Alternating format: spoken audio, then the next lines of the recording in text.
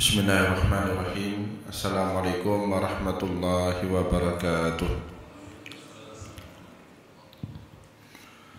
Innal hamdalillah salatan wa salaman ala Rasulillah sallallahu alaihi wasallam wa ala alihi wa ashabihi wa man tabi'ahu bi ihsanin ila yaumiddin. Summa amma ba'du.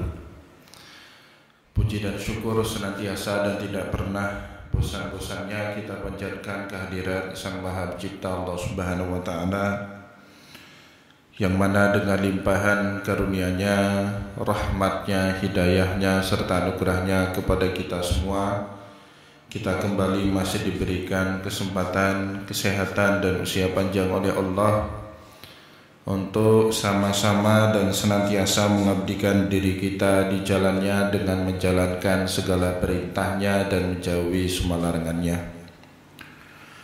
Salawat dan salam tidak pernah lupa pula kita aturkan kepada junjungan alam Nabi besar Muhammad sallallahu alaihi wasallam, di mana beliau telah bersabda dalam sebuah hadis, "Alaikum bisunnati wa sunnatil khulafa'ir rasyidin min ba'di addu alaihi bin nawajis."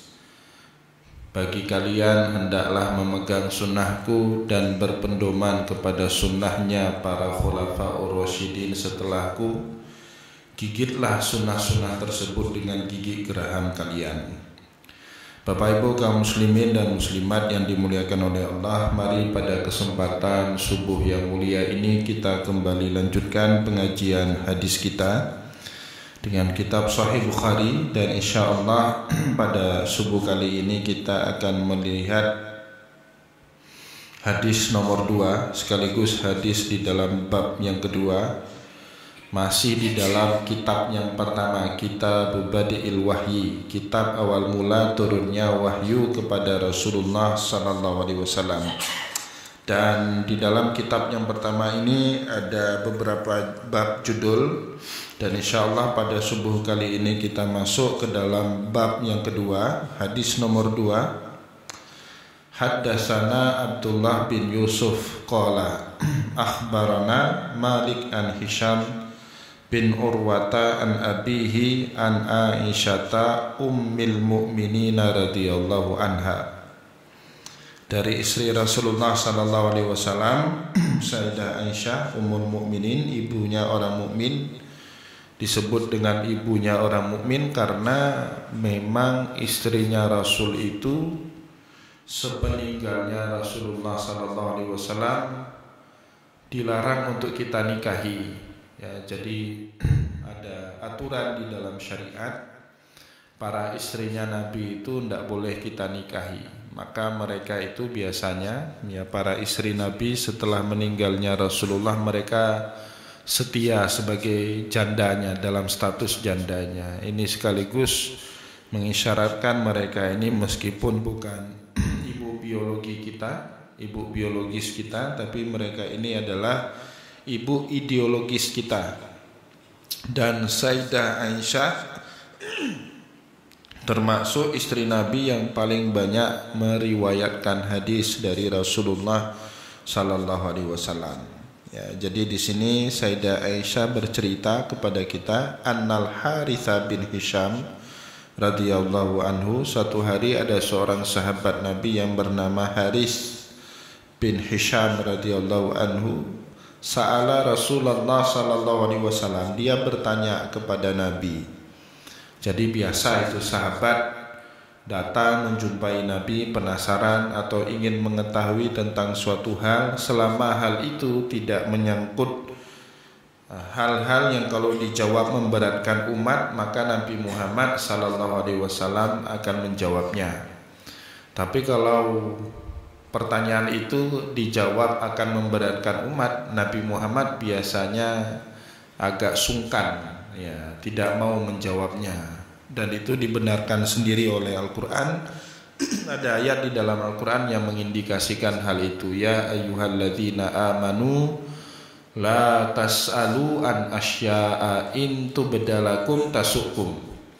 Hai orang-orang yang beriman, janganlah engkau bertanya sesuatu yang jika dijawab pertanyaan itu maka akan membuat kamu susah, ya.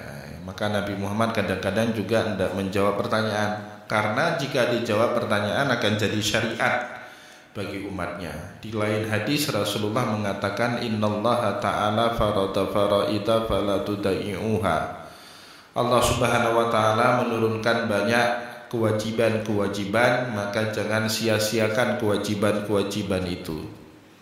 Wa harama an asya fala tantahikuha. Dan Allah mengharamkan banyak hal, jangan kamu terjerumus ke dalam hal-hal yang diharamkan oleh Allah. Wa hadda hududan fala ta'tadu anha. Dan Allah Subhanahu wa taala juga banyak buat hudud, batasan-batasan, aturan-aturan dalam syariat. Fala ta'taduha, jangan kau lampaui syariat atau aturan-aturan tersebut. Wasakataan asya, sebut Nabi itu wasakataan asya. Dan Allah Subhanahu wa taala di dalam syariat ini banyak sekali mendiamkan sesuatu. Fala tabhasuha rahmatan lakum fala tabhasuha. Itu rahmat bagi kalian, tidak usah dicari-cari jawabannya. Nah, itu dia. Jadi maka kemudian Bapak Ibu nanti kalau kita terus mempelajari hadis, terkadang Nabi Muhammad tidak menjawab pertanyaannya para sahabat. Terkadang Nabi Muhammad menjawab, atau terkadang Nabi Muhammad balik bertanya kepada orang yang bertanya itu, karena dianggap pertanyaan itu tidak terlalu urgen, tidak terlalu penting. Misalnya sering para sahabat itu nanya, ya Rasulullah mata sa'ah, ya Rasulullah kapan datangnya hari kiamat? Siapa yang bisa menjawab itu? Ya innallaha indahu ilmus sa'ah, ya kan? Yang tahu tentang datangnya hari kiamat itu kan cuman Allah Subhanahu wa taala saja. Nabi Muhammad pun tidak tahu kapan datangnya hari kiamat. Maka pada saat Nabi Muhammad ditanya dengan pertanyaan seperti ini, Nabi Muhammad balik nanya kepada si penanya, madza addatalaha. Tidak penting kapan datangnya hari kiamat.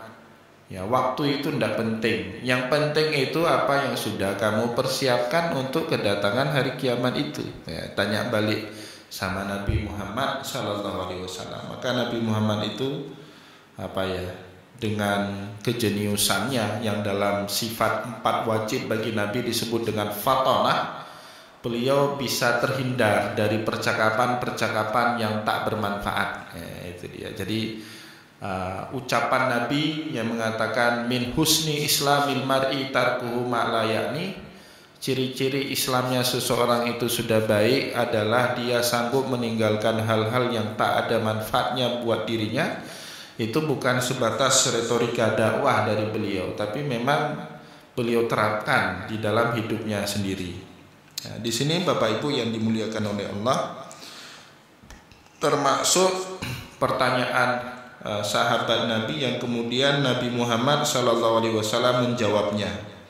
Faqala ya Rasulullah, sahabat tadi yang bernama Haris bin Hisham ini bertanya, ya Rasulullah, kaifa ya'tikal wahyu? Bagaimana wahyu itu datang kepadamu? Jadi Bapak Ibu secara general, wahyu itu persis sebagaimana yang diceritakan oleh Allah dalam surat Al-An'am 160 kemarin. Inna auhayna ilaika kama auhayna ila Nuhin wan nabiyyina min ba'dih wa auhayna ila Ibrahim wa Ismaila wa Ishaqa wa Yaquba wal asbaq wa Isa wa Ayyuba wa Yunus wa Haruna wa Sulaiman. Sama semuanya. Wahyu yang datang kepada Nabi Muhammad dengan wahyu yang datang kepada Nabi Nuh dan nabi-nabi setelah Nuh, Ibrahim, Ismail, Ishak, Yakub, Isa, Ayub, Yunus, semuanya sama, tidak ada beda. Tapi kemudian hadis ini, ya ini dipahami oleh para ulama sebagai pentakhsisan. Nah, secara kaifiat dalam Al-Quran tidak pernah diceritakan. Memang karakteristik Al-Quran itu seperti itu. Kebanyakan ayat Al-Quran itu sifatnya umum, general, dan global, dan kemudian mujmal. Ya, dalam ilmu usul fikih disebut seperti itu, mujmal. Ya, tidak detail. Ayat Al-Quran cuma mengatakan turunnya wahyu kepada Muhammad sama seperti turunnya wahyu kepada Nuh dan nabi-nabi setelah Nuh alaihissalam. Tapi bagaimananya, kaifiyahnya tidak dijelaskan. Maka kemudian biasanya hadis Nabi itu berfungsi sebagai memagari makna yang terlalu luas di dalam ayat Al-Quran. Nah, itu namanya khas atau namanya muqayyad ya di dalam ilmu usul fikih. Maka di dalam hadis ini pada saat Rasul ditanya oleh sahabat, ya Rasulullah, kaifa ya'tikal wahyu, bagaimana wahyu itu datang kepadamu? Pada prinsipnya tidak ada beda sebagaimana datangnya kepada Nuh, tapi detailnya kemudian diceritakan oleh Nabi Muhammad. Di sini disebut faqala Rasulullah sallallahu alaihi wasallam, Nabi Muhammad sallallahu alaihi wasallam menjawab, ahyanan, terkadang, tidak selalu. Nah, ini dipahami Bapak Ibu, ternyata sangat bervariatif cara wahyu itu disampaikan oleh Jibril kepada Nabi Muhammad SAW. Sangat variatif. Nanti kita akan lihat bagaimana sebanyak apa variatif itu. Ahyanan, terkadang, ya kata Nabi Muhammad, ya'tini, wahyu itu datang kepada saya misla salsalatil jaras, seperti lonceng yang berbunyi. Ya, itu persis kalau kita di sini kan dekat sekolah, ada sekolah di situ, ada sekolah di depan. Tapi saya tidak tahu kalau sekolah sekarang masih pakai lonceng atau sudah pakai bel. Kalau dulu itu kan pakai lonceng. Setiap lonceng yang berdering itu ada maknanya. Misalnya satu kali bunyi lonceng teng, itu tandanya masuk kelas. Kalau teng dua kali itu maknanya istirahat 15 menit. Kalau teng tiga kali itu tandanya jam sekolah sudah habis, boleh pulang. Itu yang memaknainya siapa? Yang memaknainya kan kita yang mendengar itu kan. Sedangkan lonceng itu sendiri tidak punya makna. Satu kali bunyi lonceng tidak punya makna. Dua kali bunyi lonceng tidak punya makna. Atau bunyinya terus-terusan teng. Itu tandanya ada pencuri. Ada yang maling di sekolah itu, ya kan? Yang memaknakan itu siapa? Yang memaknakan itu kita yang mendengarkan lonceng. Jadi terkadang wahyu itu datang kepada Nabi itu hanya seperti lonceng yang berbunyi tanpa ada makna, tapi dia mengandung banyak isyarat ilahiyah. Yang memaknakannya ke dalam bahasa manusia itu Rasulullah sallallahu alaihi wasallam. Nah, ini dia. Ada yang model seperti itu. Tapi umumnya para ulama hadis memahami jika tata cara turunnya wahyu mislu salsalatil jaras, seperti lonceng yang berbunyi, itu biasanya jatuhnya kepada hadis qudsi. Hadis qudsi itu kan hadis yang maknanya datang dari Allah, tapi nanti redaksinya, narasinya atau perkataannya, lafadznya itu berasal dari Rasulullah sallallahu alaihi wasallam. Itu namanya hadis qudsi. Jadi hadis qudsi itu disampaikan kepada Nabi Muhammad mislu salsalatil jaras, seperti lonceng yang berbunyi teng. Ya, tapi dia mengandung isyarat kayak tadi. Oh, sekali lonceng berbunyi itu tandanya masuk kelas. Yang menerjemahkan itu kan kita yang mendengarkan lonceng. Begitu juga pada saat wahyu itu datang seperti bunyi lonceng, yang menerjemahkan kalau ini hadisnya harus bunyinya seperti ini adalah Rasulullah sallallahu alaihi wasallam. Contohnya hadis qudsi. Allah Subhanahu wa taala berkata dalam satu hadis, inni haramtu zulma ala nafsi.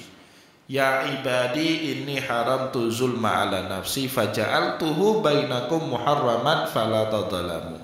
Hei manusia, wahai hambaku, aku telah mengharamkan kezaliman kepada diriku sendiri. Padahal menurut akidah Ahlussunnah wal Jamaah itu Allah Subhanahu wa taala berhak menzalimi siapapun yang ingin dia zalimi. Siapa sih yang mau membatasi kekuasaan absolutnya Allah Subhanahu wa taala? Tidak punya kita kemampuan untuk membatasi itu.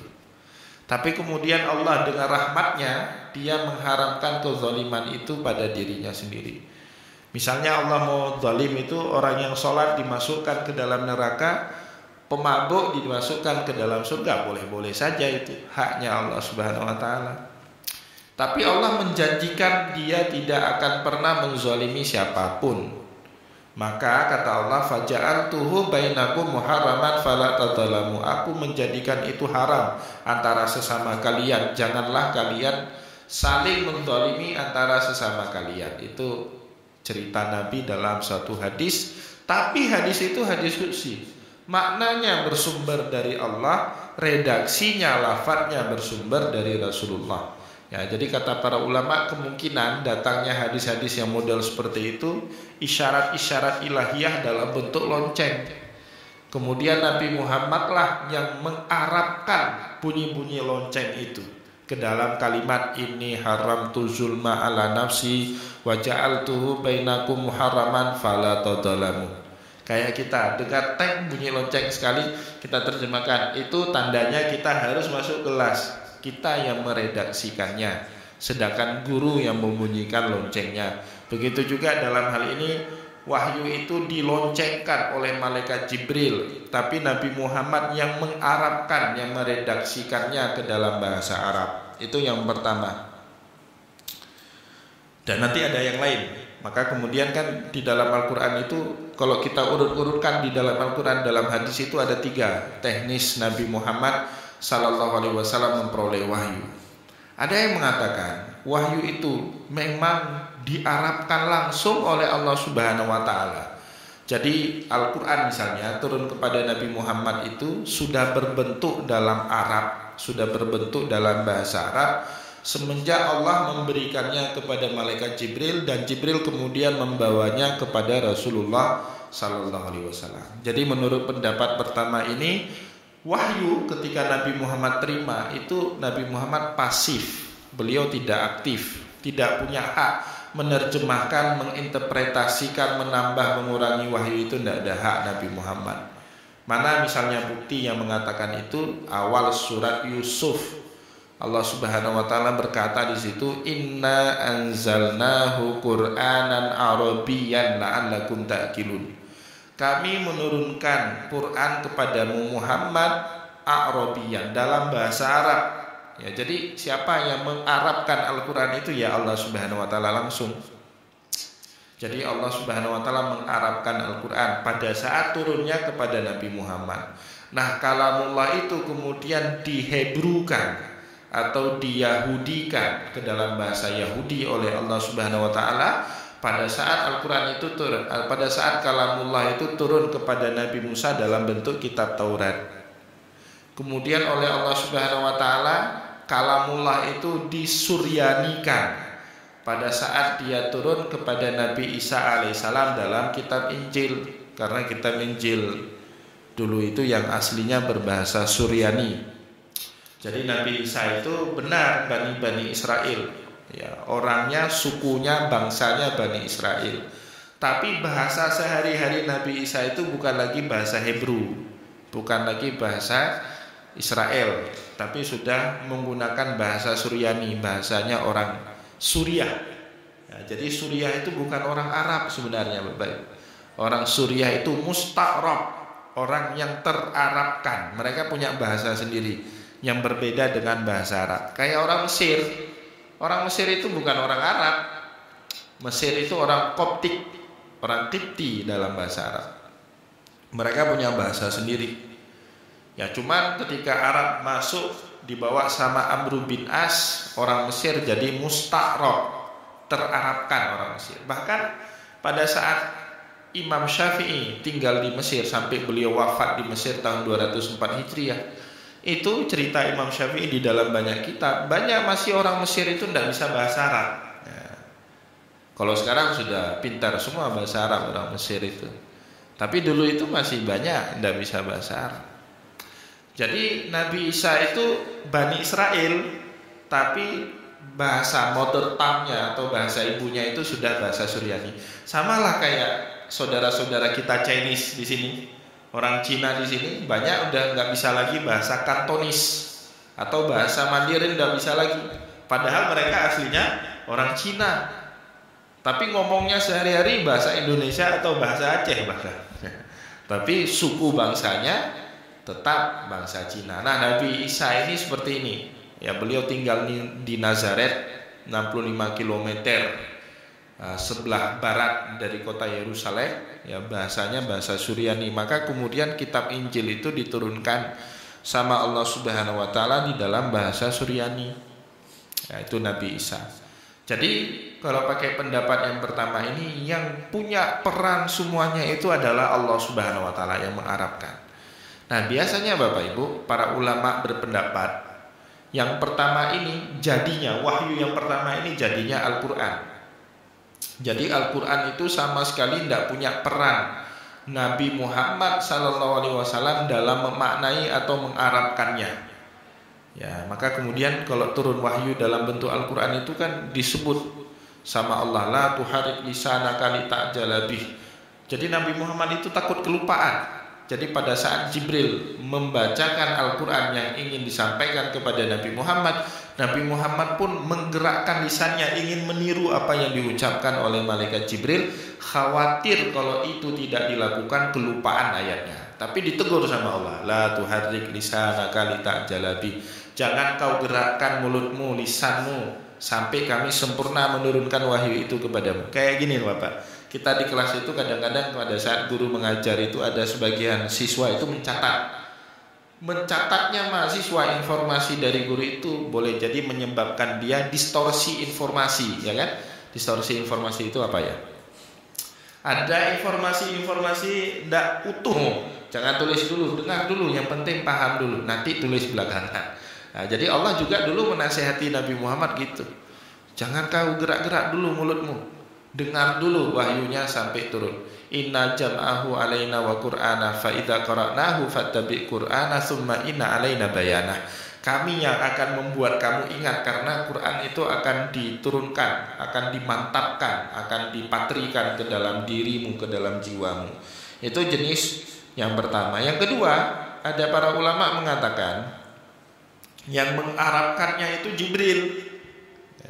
Jadi Allah Subhanahu wa taala itu menurunkan, entah bagaimana kita tidak tahu, tapi yang mengarabkan Al-Quran itu kalau dia Al-Quran, atau yang mengarabkan kalamullah itu kalau dia Al-Quran, atau yang menghebrukan kalamullah itu kalau dia Taurat, atau yang mensuryanikan kalamullah itu kalau dia Injil, itu malaikat Jibril. Ya, ayatnya itu para ulama biasanya berargumentasi dengan akhir ayat di dalam surat Syu'ara, wa innahu latanzilu rabbil alamin nazala bihi ruhul amin ala qalbika litakuna minal mundirin bilisanin arabiyyin mubin.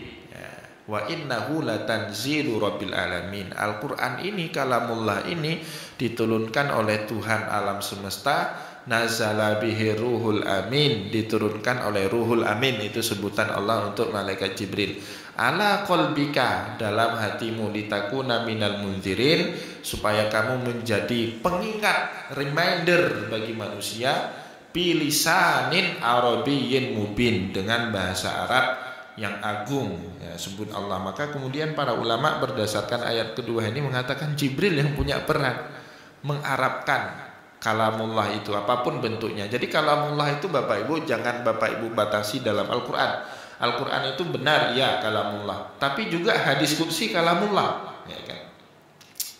Bedanya satu masuk Al-Quran, satu tidak masuk Al-Quran. Yang masuk ke dalam Al-Quran boleh dipakai dalam sholat, yang tidak masuk dalam Al-Quran tidak boleh dipakai dalam sholat. Misalnya Bapak Ibu tadi Pak Imam kita Ustaz Wardian sholat subuh mau pakai hadis qudsi, ya ibadi inni haramtu zulma ala nafsi, itu sholat kita batal semuanya, tidak boleh itu. Jadi yang boleh dipakai di dalam sholat itu ya hanya yang ini ya, yang ada masuk dalam Al-Quran itu. Dan yang ketiga yang tadi, yang peran mengarabkannya itu adalah Rasulullah. Biasanya kalau wahyunya itu datang seperti lonceng yang berbunyi. Nah kata Nabi, wa huwa asyadduhu alayya, dan wahyu yang model seperti ini yang paling berat buat saya, nah, dibanding wahyu-wahyu yang model seperti lain. Yang lain itu tidak terlalu berat lah, gampang insya Allah. Meskipun nggak gampang juga, yang namanya terima wahyu itu berat Bapak Ibu. Jadi kalau kita nanti baca terus bagaimana para nabi itu terima wahyu, waduh beratnya minta ampun. Ya, maka Nabi Zakaria itu pernah satu hari saat beliau jalan, tongkatnya Nabi Zakaria itu patah, beliau tersungkur jatuh. Gara-gara apa? Jibril datang memberikan wahyu. Memang wahyu itu dia nggak bisa kita prediksi kapan datang, nggak boleh kita yang ngatur. Jibril jangan datang dulu ya, saya lagi ada bisnis, nggak bisa itu. Maka Nabi Muhammad dulu kan pernah menjanjiin ketika ditantang sama Bani Israel. Coba ceritakan cerita Ashabul Kahfi, Zulkarnain dan tentang ruh. Jawab Nabi Muhammad, saya berikan jawabannya besok. Ternyata wahyu tidak turun-turun. Karena Nabi Muhammad nggak determinan, nggak bisa ngatur. Jibril nggak bisa ngatur Allah Nabi Muhammad. Turun kemudian, 6 bulan kemudian turun. Tapi bukan jawaban yang diminta turunnya itu. Apa wahyu yang turun? Wala taqulanna li syai'in inni fa'ilun dzalika ghada illa ayyasha Allah. Muhammad, kalau besok datang orang yang tantangin kamu itu jangan jawab saya akan kasih jawabannya besok, illa ayyasha Allah, kecuali kamu berkata insya Allah gitu. Jadi wahyu itu tidak bisa diatur-atur, senang-senang wahyu aja kapan datang. Jadi Nabi Zakaria suatu hari sedang berjalan, tiba-tiba datang wahyu kepada beliau, patah tongkatnya, beliau tersungkur itu, berat sekali terima wahyu. Nabi Yahya sebelum terima wahyu dipesan sama Allah, ya Yahya khudhil kitaba biquwwah. Yahya, ambil kitab ini dengan kekuatan penuh, dengan kekuatan penuh. Kenapa berat terima wahyu? Jangankan terima wahyu ini Bapak Ibu, terima pelajaran aja. Ya kan? Dulu misalnya kita masuk kelas matematika jam 2 siang. Aduh, itu paling fokusnya 10 menit atau 15 menit pertama itu, fokus betul itu. 15 menit berikutnya ada yang ganggu teman di samping, ya kan? Ada yang sudah tidur di situ. Ada yang sudah nelangsa aja pikirannya, kapan ini ibu nih keluar gitu kan. Saya enggak tahu kenapa matematika itu banyak ibu-ibu gurunya. Ini Ustaz Khalid seorang tarbiyah mungkin bisa menjelaskan nanti. Ya memang banyak ibu-ibu orang matematika itu. Ya kan? Nah, jadi gagal fokus kita itu berat, terima pelajaran aja berat Bapak Ibu. Pelajaran itu padahal kalamun nas, omongannya manusia itu kan pelajaran itu. Ya, tapi berat kita terima, apalagi ini adalah kalamullah. Ya diterima oleh manusia. Ya tidak sebanding, maka berat sekali. Nabi Muhammad dalam banyak riwayat, maka kalau dalam kajian orientalis Bapak Ibu kalau baca hadis, buku-buku hadis orientalis seperti Joseph Skah itu, dia bilang Muhammad itu ada penyakit ayan. Karena kadang-kadang memang betul bergetar Nabi Muhammad itu. Ya kayak orang ini. Ya, nanti di sini dia ada cerita sampai keluar keringat, padahal itu sedang musim dingin, keluar keringat beliau itu saking beratnya terima. Orang orientalis itu membahasakannya Muhammad punya penyakit ayan. Jadi Bapak Ibu kalau baca buku The Origin of Muhammad Proper Tradition punya Joseph Skah itu, dia bilang Muhammad itu punya penyakit ayan kata dia itu. Ya baik Bapak Ibu kaum muslimin dan muslimat yang dimuliakan oleh Allah.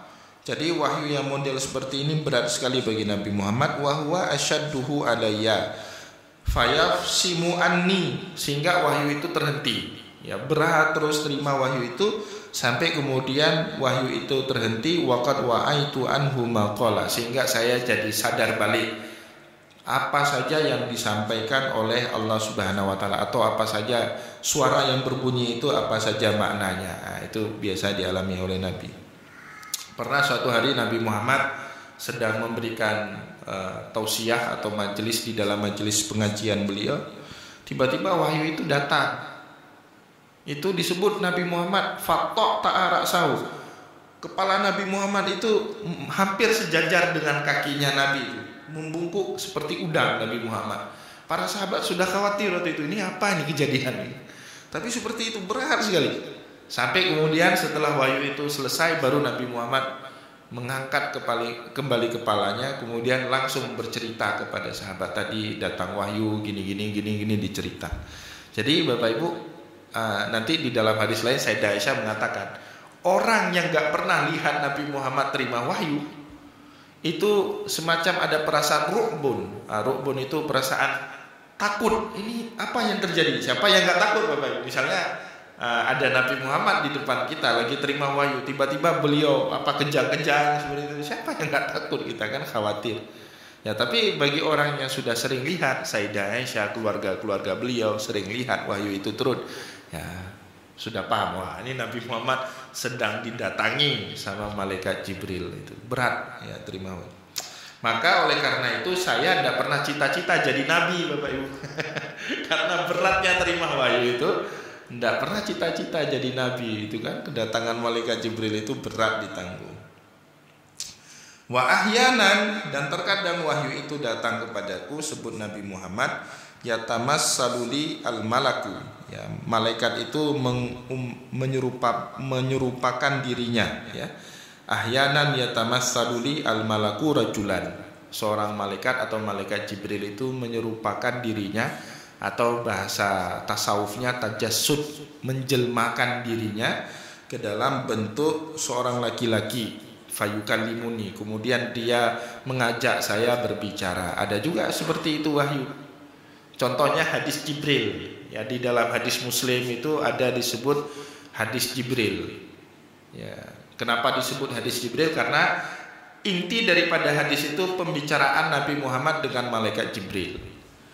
Ya, ceritanya itu diriwayatkan oleh Umar bin Khattab radhiyallahu anhu. Kata Umar, bainama nahnu julusun inda Rasulillah sallallahu alaihi wasallam dzata yaumin ittala'a alaina rajulun bayadu siyabus syadidu bayadu siyabi wa syadidu sawadu sya'ri la yura alaihi min athari safar. Suatu hari pada saat kami duduk-duduk santai sambil ngopi makan pisang goreng sama Nabi, tiba-tiba datang malaikat Jibril, bukan malaikat Jibril disebut sama Umar. Tiba-tiba datang seseorang laki-laki asing.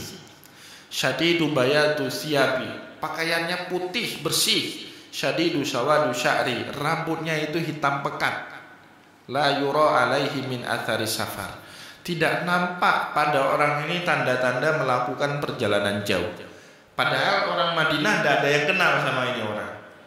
Tapi kalau dia pendatang seharusnya ada tanda-tanda berdebu pakaiannya. Kan dulu kalau jalan di gurun itu kita naik onta atau naik kuda itu terbu berterbangan ke atas dan membuat rambut pakaian kita kotor. Tapi ini orang juga nggak ada tanda-tanda itu, siapa? Sehingga para sahabat bertanya-tanya, ini siapa nih? La yura alaihi min athari safar hatta jalasa ila Rasulillah. Orang ini kemudian nerobos masuk duduk di samping Nabi. Ya, fa'asnada rukbatai ila rukbatai, dia letakkan lututnya dekat dengan lutut Nabi. Fa'asnada, kemudian dia letakkan tangannya pada paha Nabi. Orang ini bertanya kemudian, ya Muhammad, akhbirni anil Islam, beritahu saya apa itu Islam. Dijawab sama Nabi, rukun Islam itu 5. Apa itu rukun Islam 5 itu? Antasyhada an la ilaha illallah wa anna muhammadar rasulullah wa tuqimus shalah wa tutiyaz zakah wa tasumu ramadan wa tahujjal baita in istata'ta ilaihi sabila. Qala sadaqta. Orang ini kemudian jawab, kamu benar. Makin kaget ini Umar dan sahabat-sahabat. Fajibna lahu yas'aluhu wa yusaddiquhu. Kami takjub. Ini orang nanya tapi kemudian membenarkan jawabannya, kayak tes seperti itu. Nanya lagi, ma huwal iman? Dijawab sama Nabi dengan rukun iman yang 6. Tanya lagi, ma huwal ihsan? Dijawab sama Nabi, an ta'budallaha ka'annaka tarahu fa in lam takun tarahu fa innahu yarak. Anda menyembah Allah seolah-olah Anda melihat Allah. Jika Anda tidak melihat Allah, yakinlah Allah melihat kepada Anda. Mata sa'ah? Tanya lagi, kapan datangnya hari kiamat? Rasulullah jawab, mal mas'ulu anha bi'a'lama minas sa'il. Tidaklah yang ditanya lebih paham dibandingkan yang bertanya. Maknanya apa? Yang tanya sama yang ditanya sama saja, enggak tahu. Fa akhbirni an amaratiha, kasih tahu tanda-tandanya hari kiamat. Kasih tahu sama Nabi, antalida al amatu rabbataha, budak perempuan banyak melahirkan anak tuannya. wa antaral hufatal uratal alata ri'a asya'iyata tawaluna fil bunyan. Akan kamu lihat orang yang gak pakai sendal tapi membangun bangunan yang tinggi-tinggi di akhir zaman itu. Ya, setelah peristiwa itu selesai, besok harinya falabistu malian. Para ulama memahami falabistu malian, beberapa hari setelah itu Nabi Muhammad menjumpai Umar. Ya Umar, atadri man Sa'il, tahu nggak kemarin siapa yang banyak tanya itu? Umar jawab, Allah wa rasulahu a'lam, hanya Allah dan Rasulnya yang mengetahui. Dijawab sama Nabi kemudian, fa innahu Jibril atahakum yu'allimakum dinakum. Yang datang kemarin itu malaikat Jibril. Dia datang untuk mengajarkan kalian urusan agama kalian. Nah, itu kan cara berikutnya. Ya tamassaluli rajulan. Malaikat itu bertajasud menampakkan dirinya ke dalam sosok seorang laki-laki.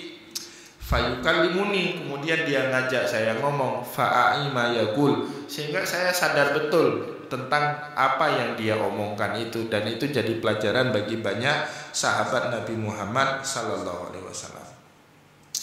Baik Bapak Ibu kaum muslimin dan muslimat yang dimuliakan oleh Allah, ini masih ada beberapa potongan lagi dari hadis ini, tapi kita padakan bacaannya untuk memberikan kesempatan kepada Bapak Ibu semua untuk bertanya jika ada hal yang ingin ditanyakan.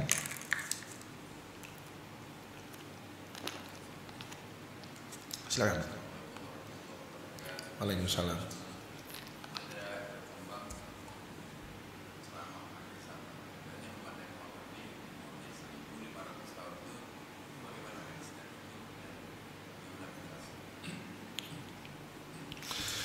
Saya belum baca kalau ada hadis seperti itu, ya, dan saya juga belum pernah dengar kalau ada ceramah seperti itu. Tapi usaha-usaha untuk menjadikan manusia sebagai makhluk immortality namanya, ya, dalam ilmu rekayasa genetika modern itu namanya immortality. Manusia itu kan bercita-cita untuk bisa menangani kelemahan-kelemahan dia gitu. Jadi ilmu pengetahuan itu Bapak Ibu muncul karena manusia punya banyak kelemahan, kemudian manusia buat inovasi untuk bisa mengatasi kelemahan-kelemahan itu. Dulu Jakarta itu berjarak betul itu, berjarak betul. Tapi sekarang ke Jakarta itu lebih cepat dibandingkan kita ke Losmawe. Ke Losmawe berapa jam? 5 jam Ustaz. Ke Jakarta itu 2,5 jam. Jadi manusia menciptakan teknologi pesawat terbang untuk mengatasi jarak itu. Nah itu dia. Oh ada COVID-19.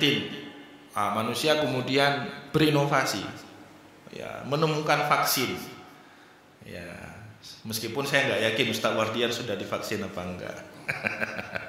Ya itu kan karena ada kelemahan, kekebalan tubuhnya diserang, kemudian manusia berinovasi. Ya, jadi kelemahan manusia itu menyebabkan manusia berinovasi seperti itu. Termasuk salah satu kelemahan utama manusia itu penuaan, tua. Jadi manusia itu ke depan tidak mau jadi tua, ingin hidup abadi selama-lamanya. Itu namanya immortality. Bagaimana caranya? Nah, itu genetikanya direkayasa. Sekarang muncul itu Bapak Ibu ilmu rekayasa genetika. Jadi sekarang manusia itu kan disebut dalam ilmu evolusi itu namanya Homo sapiens, makhluk yang berjalan tegak. Ya dulu membungkuk, lama-lama menegak. Dulu membungkuk seperti kera, lama-lama secara evolusi menegak. Ya sekarang jadilah kita seperti ini, tegak.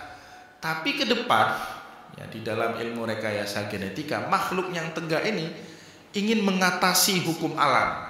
Nah, salah satunya apa? Penuaan, ya, yang kemudian menyebabkan dia mati. Penuaan kan bisa menyebabkan manusia mati. Akhirnya apa?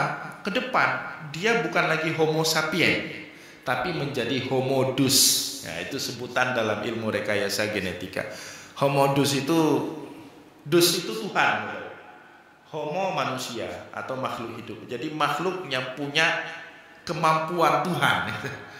Tuhan itu kan sifatnya apa? Wujud, qidam, baqa. Qidam itu kekal di awal, tak berawal. Baqa itu kekal di akhir, tak akan pernah berakhir. Nah, manusia dengan rekayasa genetika yang macam-macam itu berusaha untuk mensiasati hukum alam yang berlaku bagi dirinya. Menua, melemah, dan lama-kelamaan seluruh organ tubuhnya rusak dan itu menyebabkan dia berakhir. Itu ingin diatasi sekarang.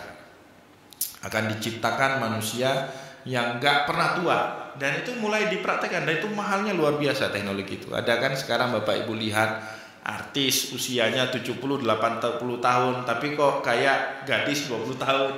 Itu ada serum-serum macam-macam. Nah, itu rekayasa genetika yang dibuat oleh manusia. Ya, kalau itu ada dalam ilmu pengetahuan modern. Bahkan dalam rekayasa genetika modern itu sedang dikembangkan manusia yang ke depan punya EQ 1000. Tinggi 2 meter, EQ-nya 1000. Manusia dengan EQ 160 saja, seperti Albert Einstein itu EQ-nya 160, itu bisa mengubah tatanan dunia dengan teori gravitasinya. Coba Bapak Ibu bayangkan kalau nanti masa depan kita ada manusia yang EQ-nya 1000, itu bagaimana tatanan dunia ini? Maka saya tidak bisa bayangkan. Itu kan yang mengembangkan Cina, Eropa itu dia kembangkan seperti itu manusia-manusia yang punya EQ sebesar itu. Saya bayangkan gini Bapak Ibu, di Aceh ini kan pejabat publiknya kan, misalnya kepala daerah di Aceh, wilayah-wilayah kabupaten kota di Aceh, atau anggota DPRA Aceh itu banyak yang nggak tamat SMA bahkan. Suatu hari mereka ketemu dengan orang yang ber-EQ 1000 di atas meja bisnis, buat deal-deal bisnis. Itu kalah kita itu. Ya kan, bisa diperalat kita itu sama orang-orang yang EQ 1000 itu. Jangankan EQ 1000. Orang kita itu Bapak Ibu, orang kita Aceh yang pendidikannya itu rendah, kalau mereka berdiskusi atau berdil-dil dengan orang-orang pintar, keluaran ITB misalnya, keluaran UI atau keluaran universitas-universitas top dunia itu, wah itu kikuk mereka itu. Kan ciri-ciri orang well educated itu apa? Percaya diri. Orang-orang yang punya pendidikan bagus itu percaya dirinya tinggi biasanya. Tapi orang-orang yang nggak percaya orang yang nggak memiliki pendidikan tinggi, kikuk bawaannya, nggak percaya diri. Baru dikeluarkan beberapa istilah bahasa Inggris saja udah gamang kita itu kan. Jadi ke depan seperti itu, manusia membuat rekayasa seperti itu. Tapi apakah ada manfaatnya hidup panjang itu? Ya, saya tidak mau jawab ada manfaat atau tidak manfaat, tapi saya pernah baca satu novel Bapak Ibu. Dalam novel itu dikisahkan ada seorang nenek usianya sampai 300 tahun. 300 tahun itu kan 3 abad. Kalau diletakkan generasi, 18 generasi berganti itu. Kayak Ashabul Kahfi. Ashabul Kahfi itu kan bangkit balik setelah 309 tahun. Ya, jadi pada saat Nainunis itu bangkit, yang dia temui itu cucunya yang ke-18. Dan usia cucunya yang ke-18 itu lebih tua daripada dia. Usia dia 32 tahun, cucunya itu 86 tahun. Itu gimana itu? Dalam hukum embriologi itu terjadi disorder. Masa tua cucu daripada kakek. Ya, tapi itulah mukjizat ya. Kalau itu lain cerita, itu karamah, itu udah urusannya Allah itu kan. Ya. Tapi Bapak Ibu, di dalam novel yang saya baca itu ada seorang nenek usianya sampai 300 tahun. Ya, berganti generasi sampai tinggal cucunya yang kesekian. Itu kan 300 tahun itu semua udah berubah. Isu-isu yang diperbincangkan orang yang hidup 300 tahun yang lalu dengan apa yang kita bincangkan sekarang berbeda betul. Dosa 300 tahun. Saya punya nenek, sekarang usia nenek saya itu hampir 89 tahun. Itu kalau ngomong sama kita temanya pertama penjajahan Jepang. itu aja.